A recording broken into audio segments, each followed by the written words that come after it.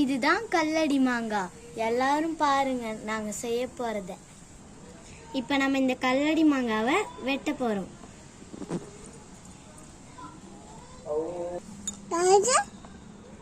இது என்ன?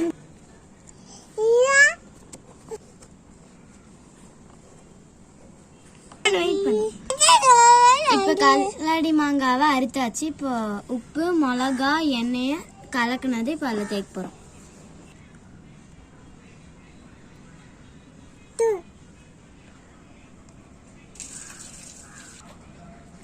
கல்லாடி மாங்காயில் வந்து நம்ம அப்படியே கலக்கி வச்சிருந்ததை தேய்ச்சாச்சு. இப்போ நம்ம துணியில் கட்டி அடிக்க போகிறோம்.